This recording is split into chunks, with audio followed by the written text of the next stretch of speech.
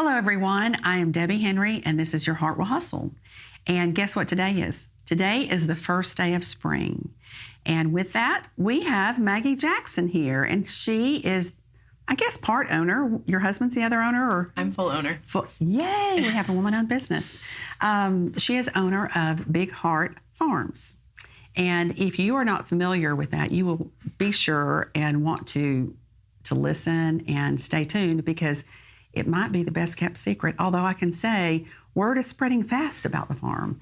But happy spring. Yeah. Maggie, glad to have you. Thank you so much for having me. I'm so excited to be here. Tell us about you. Well, my name is Maggie Jackson. I am a mom of one daughter. Her name's Charlie. She is lovely. She's 4 years old. And then I have my husband. A lot of people ask me about my herd, so I'll go through the full herd. I have 4 horses, 4 donkeys, a pony, a goat, a husband, and a toddler to wrangle.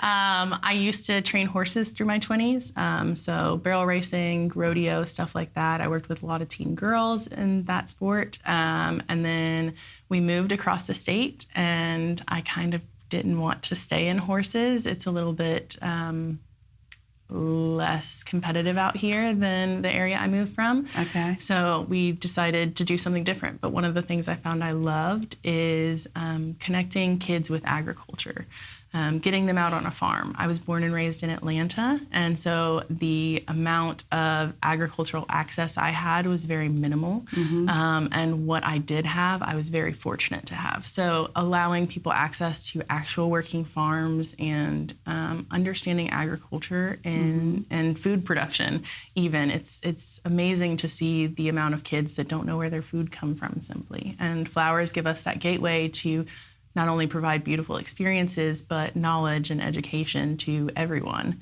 So that kind of leads me into the next question, as far as how you got the inspiration. And you touched on that a little bit, but tell us a little bit more. So really the property inspired us. I knew that I wanted to stay in agriculture in some way, shape, or form because of being in horses. I loved animal sciences. I loved being with horses. I didn't know that about you. See, I learned something. Yes. That's great. I loved horses. The farm experience I had when I was little is my grandparents rented out acreage in Alabama, and they would when I went and visited them, I would have the opportunity to get thrown on a horse with a bunch of old cowboys and just got yelled at to go herd the horses or herd the cows around. And I fell in love. So when I got into my 20s, I decided to get back into horses, and that's kind of how it developed. But when we moved, I didn't necessarily... I'm sorry, but your husband's from here, right? His family has had a lake house here his entire life. He was born in May, and I think by June he had his first swim in the lake. Okay, so it wasn't like you just said, Hartwell is where I'm going. You were familiar with the area. Yeah, I got pregnant in 2020 and found out in February. In March, the world shut down, and we lived in Canton, so a very much more populated area, and things shut down. And being pregnant and not knowing what was going on, we just wanted a slower pace, so we had the opportunity to come out here a lot more, and we really fell in love with the agricultural community here.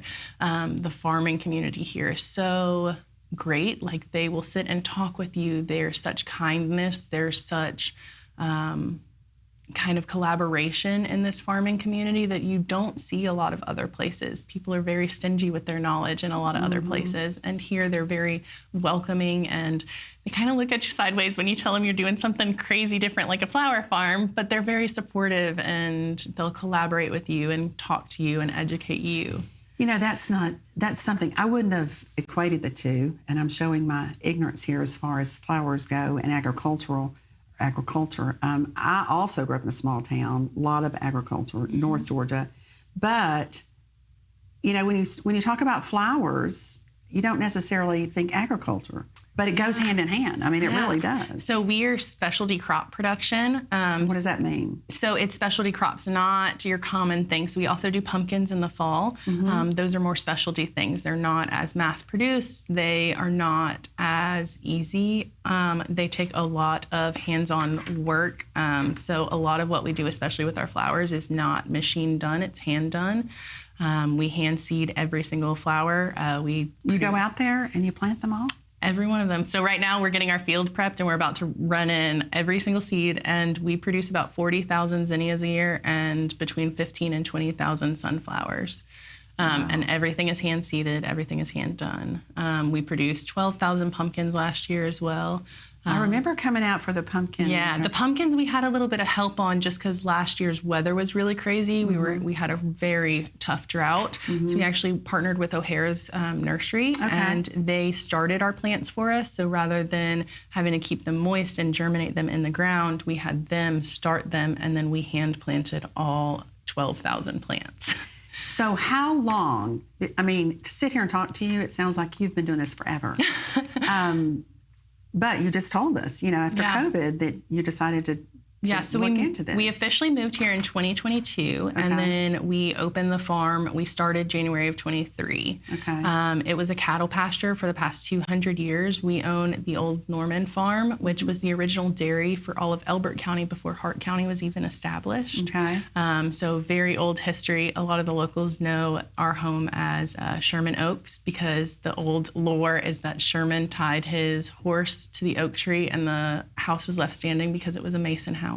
Oh, wow. So it's a 200-year-old house. I've seen the outside. Y'all, it is fabulous. And if you've not been out there, you need to go. We got to be featured on the Tour of Homes in 2023 for the Service League, and it was lovely to have people open the home. And there's so much community. I had so many people come up to me and tell me that I came here and had a dinner at this time, and like this room used to be bright red and things like that. It was so lovely. So the Normans were a big part, and now we get to open it up to the community. So everything you see when you come to the farm, we have done. It was just an open pasture with cows in it. They moved the cows off when we bought the property, and we have just slowly built and built and built. So you were living in the house first, and had you already decided you were going to do a flower farm? Not necessarily. So our first project is when you come in our flower field, you'll see an arena. So I wasn't sure Love of horses. Yes, I wasn't sure that I wasn't going to do horses. So that was my first thing. I put an arena in so that way I could ride and that way I could have that space. And I decided I didn't want to open it back up to students, and I just wanted to keep my horses for myself. A lot of my horses are retired or rescues that I have now, so that's not necessarily the best for lessons. So from there, we just sat, and I knew I wanted to go into agriculture. I wanted to be able to connect people with agriculture like I was with horses. Watching a teenage girl put their cell phone down for 3-4 hours in a horse barn and work and do all of these hard things is the most magical thing. So I wanted to provide another space where maybe not to the same extent, but people could have that same opportunity to come out on a farm and relax and get out of the hustle and bustle. And from the youngest to the oldest, you can bring your whole family and just have a moment of peace and memorable. And really that's where the idea developed. That was our first year, is really event driven, people driven. Our second year, we kind of started diversifying from there. So at some point though, you had to come up with a name. How'd you come up with your name? Big Hart Farm, it all started with heart. The heart to see people connect with agriculture. And being in Hart County, I just thought it was so fitting that this is the chance for people, the general public, to connect with farming. There are farms all around here, but it's not always the easiest for people to get out to or have access to. It's not always safe. So we can provide that safe access to a working farm. So what's been the most difficult or the biggest challenge for you? Oh, that's easy. Farming in general. The weather, you're battling the weather constantly. So last year we had a horrible drought through the summer. So our zinnias and our flowers did horrible through the summer. But what saved us was our pumpkins in the fall. And having to work around that, there are things just out of our control that we can only do so much. And I think that's really the most difficult thing in all of farming. But it's also, I think, one of the most beautiful. You get really tuned in with the weather and the rain, and you start praying for rain. When you don't live for watering and things like that, it gets easy to pray the rain away. Rain, go away. But as a farmer, we pray for that rain to come in. So fighting the weather is difficult. And really, that's the only. I love the people aspect of our farm. You're good at it. You're very good at it. Thank you. I love the beauty of flowers, and I think growing things, there's just so many lessons we can learn from flowers, whether it's educating on how, like, the life cycle of plants, or taking beautiful flowers and realizing that they might only last a short time, but we should find joy and happiness with them and then let them go, just like things in life. Maggie brought, I don't know if you can see these flowers, Maggie brought these flowers for us today, and they came from the farm. Yeah, a little bit of what's in bloom right now for the first of spring. So you have your typical things you probably see all over the sides of the roads, things like daffodils. The Dutch irises are a little bit more rare, but we have several Dutch irises. You have baby's breath, a lot of bushes. And then my favorite is why am I name blanking? Well, right I don't now? know how you keep up with them all anyway. Lily of the Valley. Okay. It is Lily of the Valley, and it's actually one of the, there's a wives' tale that this is one of the first flowers you'll see in the spring. And people use, yes, the little teardrops. And they look like bells, so people would put them at the front of their homes to ward off bad spirits. The bells would ring in the first of spring to deter any bad spirits from entering your home. So we had them planted. Our home is very, very old, so there's a lot of like little old wives' tale type things, but we have them at every entrance of our home. So what is your favorite flower? I like zinnias and sunflowers. I think they're gorgeous for the heat. I've seen your sunflowers. Oh my gosh. And I think we have some pictures that we're going to be able to post for you. For these sunflowers. We do specialty sunflowers, so they're not your typical yellows all the time. They're colorful, they're vibrant. We do a sunflower that almost looks black. Oh, really? Yes. I've never seen it. That. It is a deep red. So when it gets bright outside, it looks almost black. It's really beautiful. So we just like to do this special, unique, weird things. In our second year of business, we kind of started diversifying from people first into flowers and people together. So we started in wholesale marketing, sending hundreds of flowers last year out to wholesalers. Wow. We are actually one of the largest zinnia producers in the Southeast. And we've started wholesaling, so we ship out hundreds and hundreds of zinnias a week. How many employees do you have? Last season we had 8. This season we will have 6, but we're losing half of our staff. Some of them are seniors, one of them is getting married. But we did open up an internship for this year. So we provide internship where we will work with your school for any programs that you're in to get credit as well. You hear that? Yes, we love interns. We love educating as we go.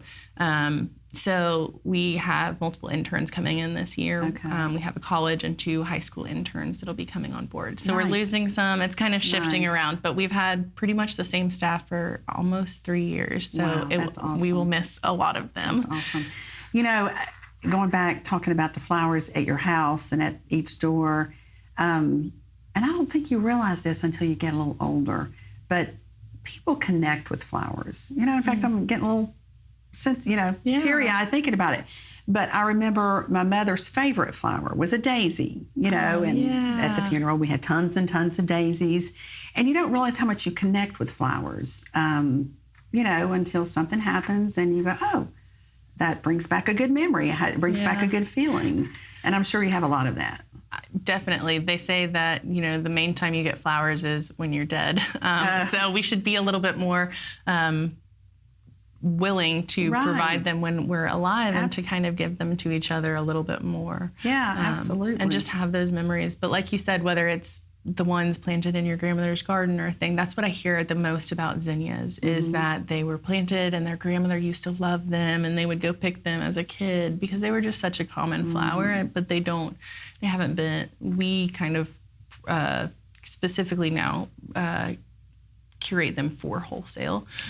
So we do a little bit more curation than just, grandmother's beautiful garden. Well, if I wanted to just come pick flowers, can I do that? Yeah, this year, so we are open, our summer season is June through the end of September.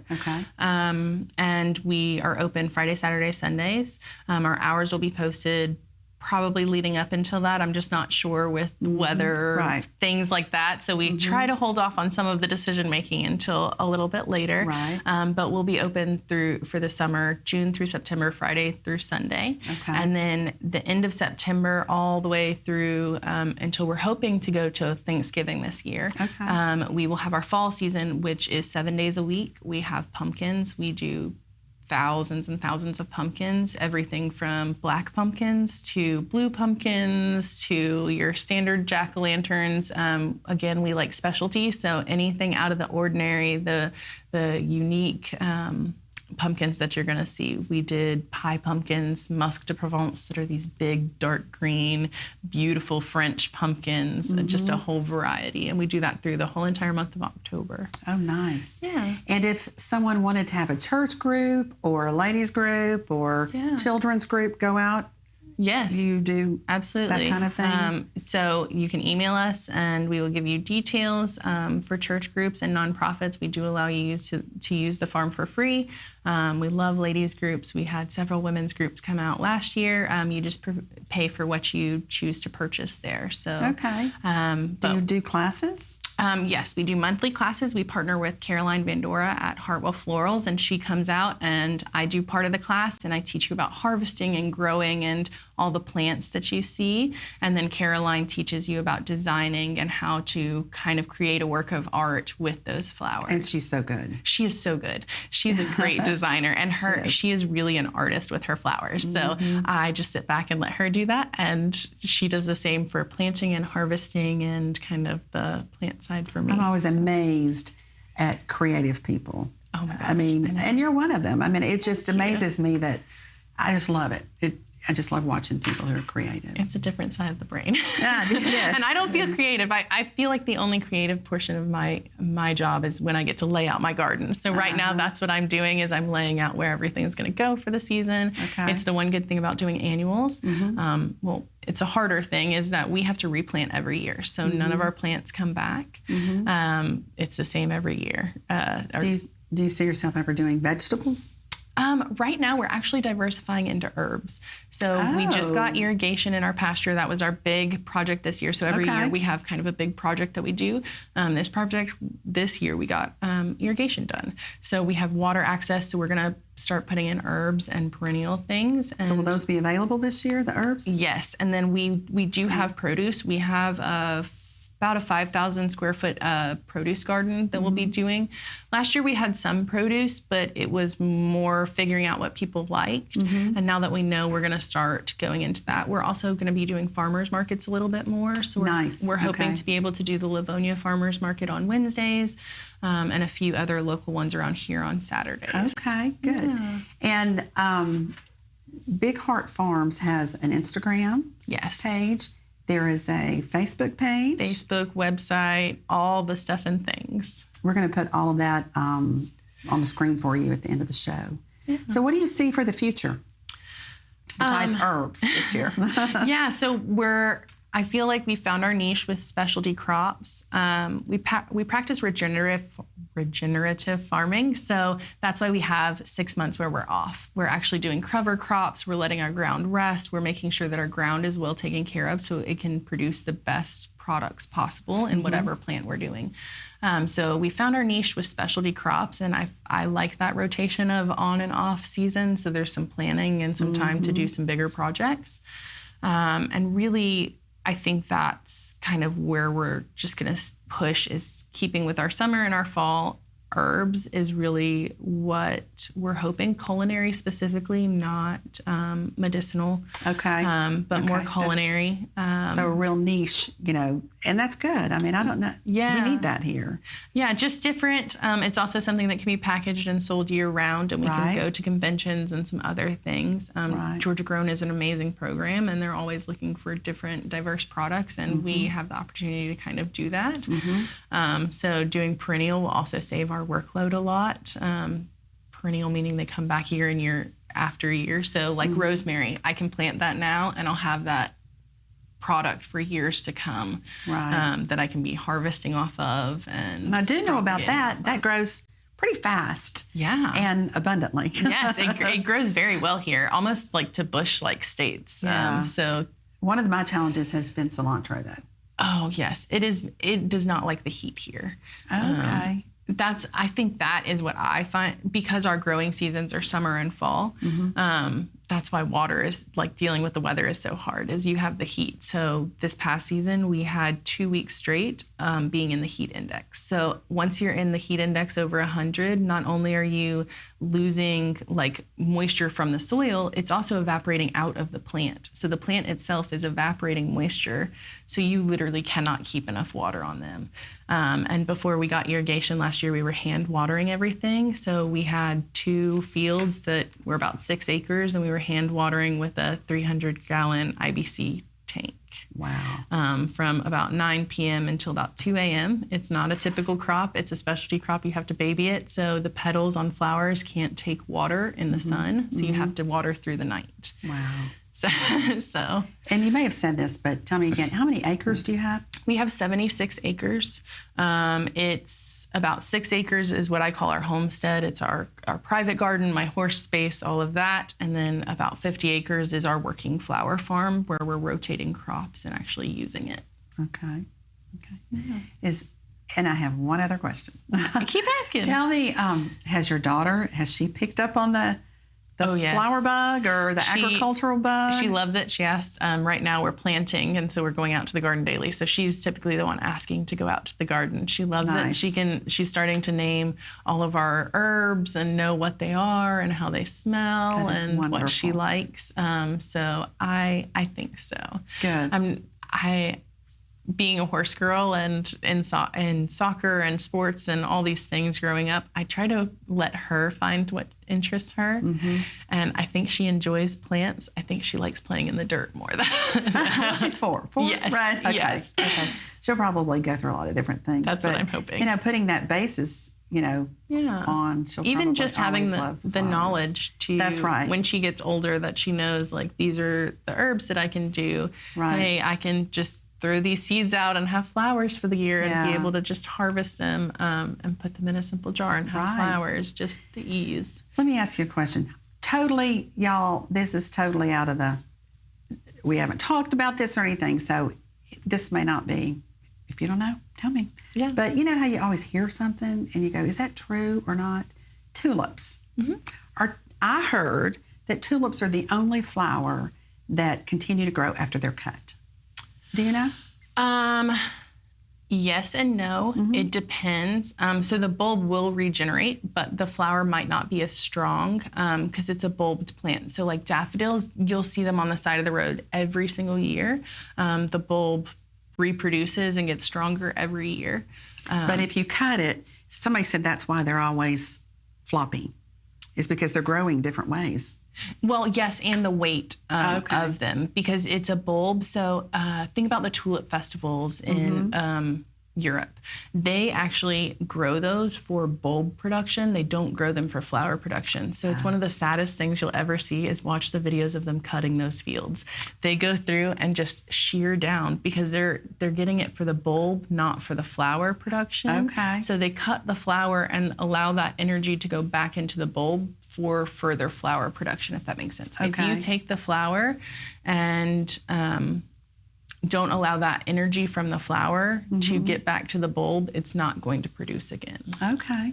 So a lot of flower farms that do tulips and daffodils, they actually will tell you to take the whole thing. Like they will tell you to take the whole bulb and everything because it won't produce a cut flower, quality flower again. It might produce something less so, but it won't produce that quality again, if that makes sense. Yeah.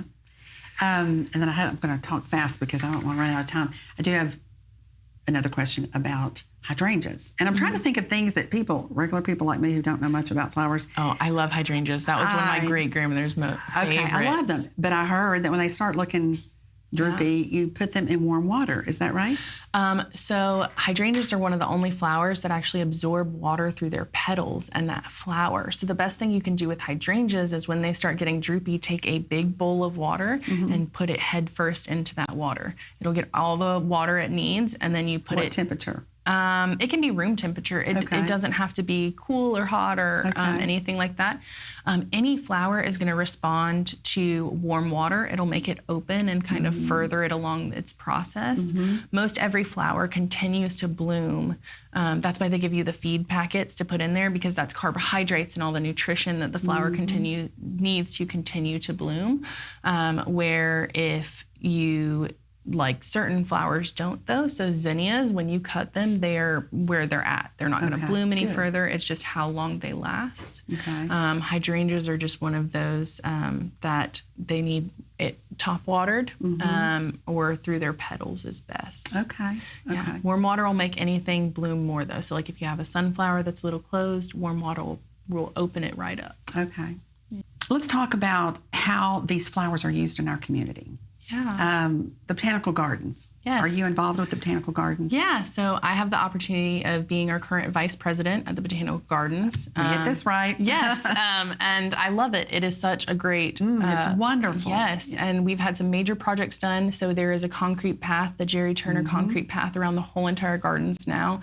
Lauren San Clark and the previous board did a phenomenal job of finishing that. There's so much going on. Right now we're looking at our spring plant sale that will be in a few short weeks. Native perennials. So if you're looking for your shrubs and your bushes, these are curated by master gardeners in our community for our area to make sure that you have the plants that are going to be beautiful and native to this land, whether it's for pollinators or for aesthetics. They have I a really love great going variety. there and getting ideas for planting in my yard, because they have it broken up. This is shade. This is, like you say, this is a perennial. This is an annual. I stay away from annuals. A lot of the volunteers will be there too, and they're very knowledgeable on plants. And a lot of our board has a lot of experience. There's a whole plant sale committee that really curates this whole entire selection. Our president, Lauren Peacock, is actually heading that right now, and she specializes in native perennials. She's so very educated on this, and she is a wealth of knowledge. I love having conversations with her. You can see that there is tons to be learned from Maggie. I really would encourage you to visit the farm. It's beautiful. And look it up on, look her website up, give her a call, email her. She's very accessible when she's not out in the field. And spread the word. I mean, Hartwell is great, and we have so many things and places that people just really aren't aware of. And this is a great way to have beauty in your home that's local, and you can learn some things. So thank you for being on the show today. Absolutely. I really, really appreciate it. And I always learn something. But I love flowers, as I mentioned, and I don't know much about them. So thank you. Absolutely. Thank you. We're excited, and we want people to come out and pick flowers whenever they're able to. Sure. Great. And I appreciate you watching the show, and I hope you'll tune in next time, and have a great day.